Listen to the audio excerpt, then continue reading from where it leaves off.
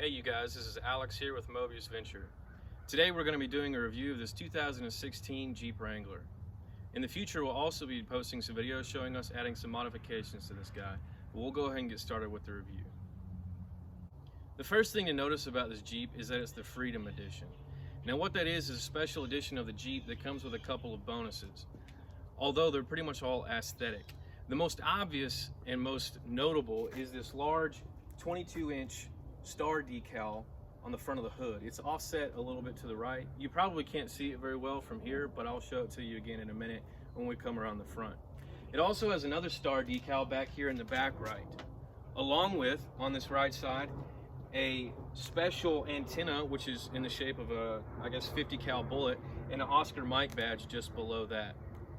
It has a couple other things on the left side, and we'll go over there and show that to you now. So here we are on the left side of the Jeep, still noting the extras that come with the Freedom Edition. And here we see that we've got a black stripe running from bottom to the top hood up here. And then on the top up here is an American flag just above that, along with that Oscar Mike badge right there in the middle of the black stripe. That's pretty much the extent of the extras that come with the Freedom Edition. There is some stitching on the seats that we'll show you in a minute that says Oscar Mike on it as well. But other than that, as far as I know, those are the only extras that come with the Freedom Edition of the Jeep. Again, pretty much all aesthetic. Now we'll take you to the front so you can see the front of the Jeep, and then we'll go around the back as well. So here we are in the front of the Jeep now, and again, now you can see that star a little bit better up here on the front, 22 inches in diameter. This Jeep also has, and I suppose that this also is part of the Freedom Edition, but it comes with that kind of the mean look of the headlights.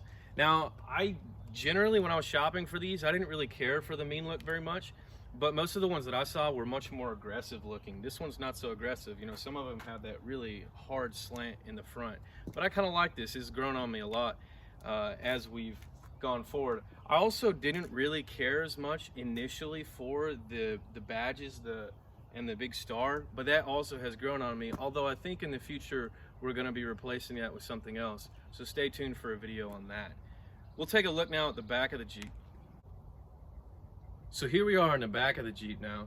And one more thing that I forgot, and I don't know if this is part of the Freedom Edition or if one of the previous owners of this Jeep added this on, but it does have these protective guards around the brake lights, which I really like.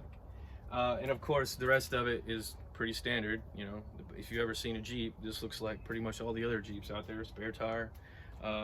We'll go ahead and start showing you the inside as well, and we'll start back here with the back. So inside of this Jeep, there is, of course, your trunk area, your luggage area.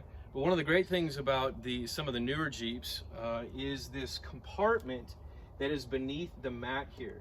It's got a little bit of a tab right here that you pull up, and then you lift this, and there's a space here to have some storage.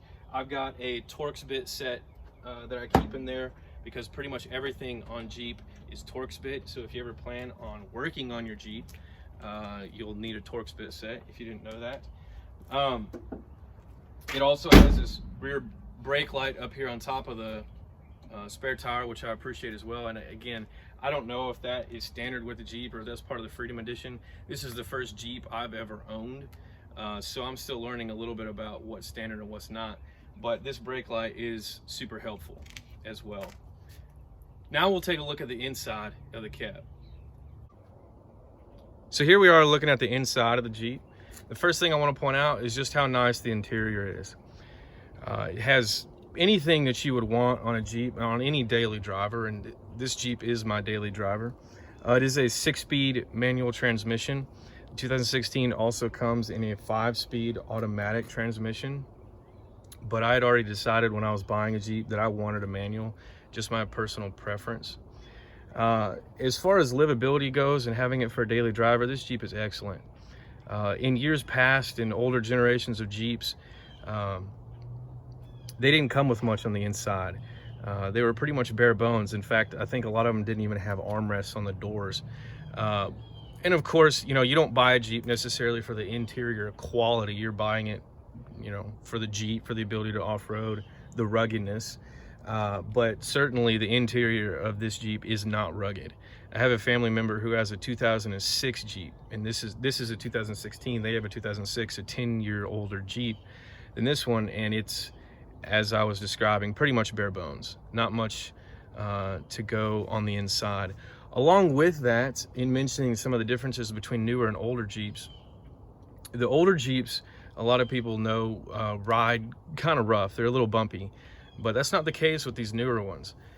Even this 2016, I mean, it rides really smooth, at least smooth as far as Jeeps go. You're not constantly feeling all the road beneath you. Now, of course, if you hit a bump, you're gonna feel it, especially having a 2-door Jeep with the shorter wheelbase. If you had a 4-door, of course, it would be even smoother. And of course, your tires are also gonna make a difference. If you have big mud tires, which I do not, it is not going to be as smooth on the road. I currently have all-terrain tires, which will probably need to be replaced at some point in the near future. Along with that, in mentioning the ride quality, we'll also talk about the soft top on this. And this soft top is very, very nice. I don't know if this is a standard soft top that comes with Jeeps these days or in the 2016, or if this was a special one for the Freedom Edition. I don't know, but it is very, very good quality. And I did test drive a few other Jeeps before I got this one, and some of them were soft tops, and they were very nice as well. They were newer. In some of the older Jeeps, and in talking about that 2006 that one of my family members has, when you drive down the road, you really just can't really hear anything, at least at highway speeds. Maybe not city, but when you hit highway speeds or interstate and you're driving down the road and with a soft top and some of those older Jeeps, I mean, all you hear is the wind. I mean, you can't hardly hear each other talk, you can't hear the radio, but that's not the case with this one.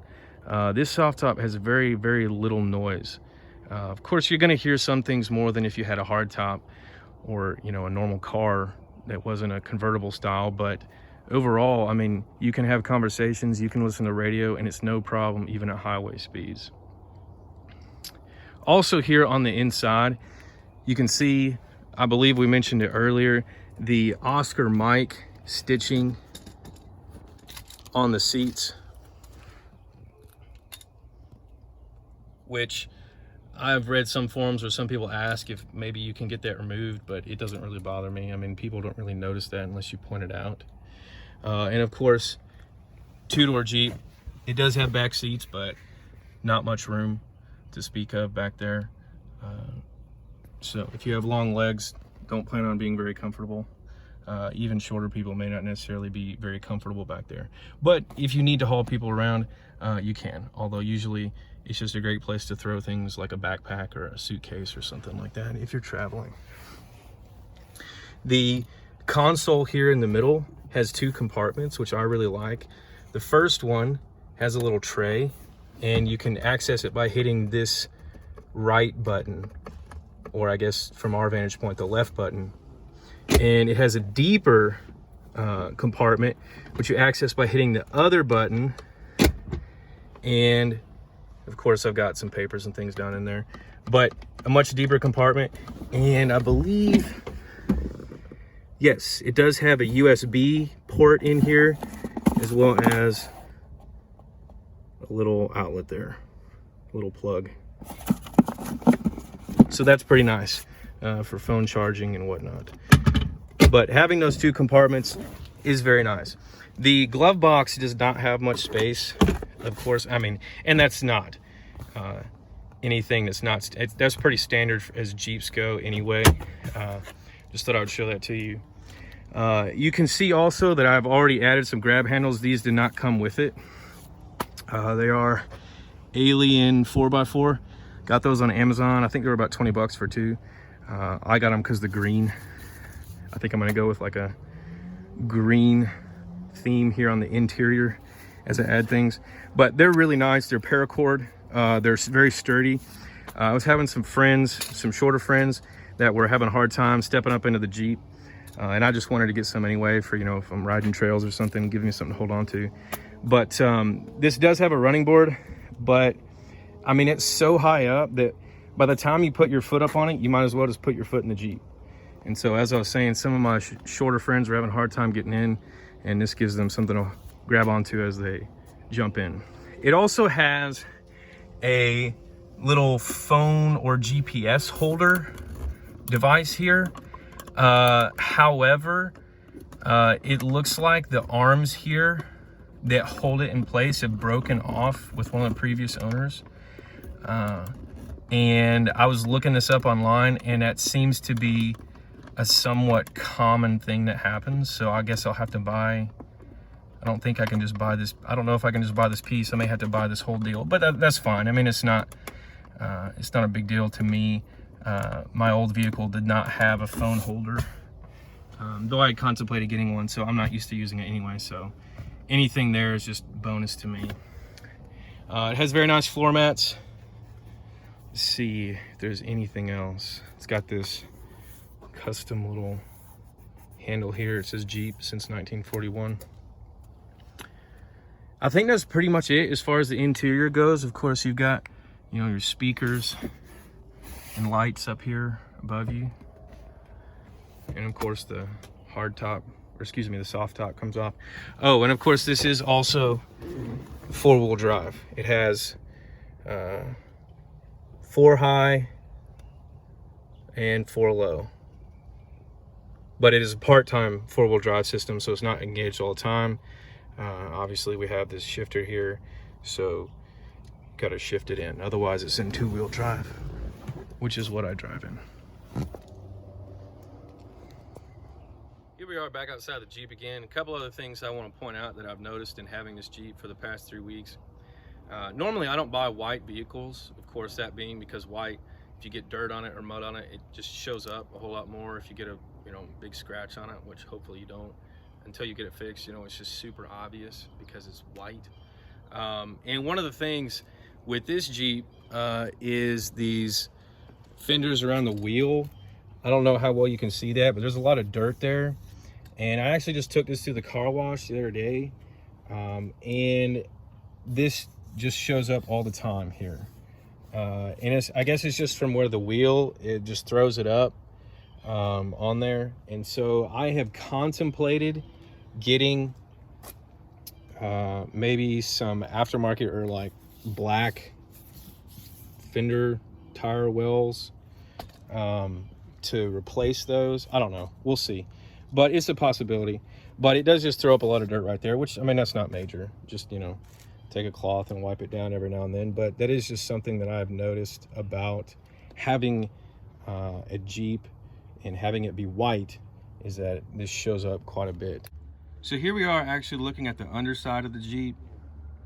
And the reason for this is just some things that I wanted to point out to anybody who might be looking to buy a Jeep. Of course, I am no expert, but I did a lot of research before buying this Jeep. This was not the first Jeep that I looked at. And there's some important things to take note of, mainly just a few specific ones that I want to point out, the most major ones, and that is rust. If you read Jeep forums or if you do your research about Jeeps seem to be notorious in having problems with rust. Now, specifically, where the problem that seems to happen the most is on the frame. And here we have the frame right here. And where you see a lot of Jeeps rusting, especially if they come from up north where they put some serious salt on the roads, or maybe even near the beach where the sand and water gets up in there, salt water gets up in there. You have a lot of rust around here where the body connects to the frame. You have a lot of rust here around where the control arms connect. And then you also just see sometimes, one Jeep that I looked at, it just had an overall rusted just look. It had come from North Carolina and it just had rust spots all over it. You can also stick your fingers up here inside the frame and feel around and see if there's rust flaking off. You definitely don't want that. Take a look at the control arms. Of course, you're gonna have, any vehicle that's used, even a lot of new vehicles, when you look at them on the lot, will have rust in some areas, and that's normal. But you don't want rust on the frame. And you can see this looks super clean. Some of the Jeeps that I looked at, they were used, of course. I wasn't looking to buy a new one, and a lot of used car lots will spray the frame black. Some of them do it just for aesthetics, but some of them will also do it just to hide rust, and you don't want that. You want to be able to see what's on there. And so I was super pleased that when I started going up and looking at Jeeps, the first thing I looked at was for rust, and I would get down and look and see if they sprayed the frame, or if it had rust. And I was super pleased when I found this one, and I saw that they didn't do that. You also want to look here at the pans and see the protective underbody and see if it has scratches or a lot of wear on it. If it does, it means that it's probably been off-roaded pretty heavily, and you might want to watch out, because Jeeps that have been off-roaded quite a bit, sometimes they will have had histories of things being needed to be repaired or fixed, and you just want to know what you're getting into. And so this one obviously does not have a lot of sign of heavy off-roading, if any off-roading at all. Here we are at the close of this review, and I can say that after having had this Jeep for 3 weeks now, I'm very pleased with it. I could not be more happy with this Jeep. It runs great. When I got it, only had almost 73,000 miles on it, so pretty low mileage for a used vehicle, especially for a Jeep. And it runs good. It didn't have any accidents on the history. Well, I take that back. I believe it had one accident where it had been slightly rear-ended, but there wasn't really any damage. It wasn't disabled or anything. So the Jeep runs great. I hope it continues to run great. It's treated me well. I hope it continues to treat me well. I've read that you can take Jeeps up to 400 and even maybe 500,000 miles before if you take good care of them. So I plan on taking care of him. Hopefully he'll last me that long. I hope you've liked this video. I hope it's been helpful for you in some way. If you do, please give us a like or click subscribe down below. We've got plans for future videos about installing some light bars and some brackets on the A-frame, some spotlights, as well as a switch pad on the inside. So stay tuned and look for those videos. That's all for now. Thanks for watching.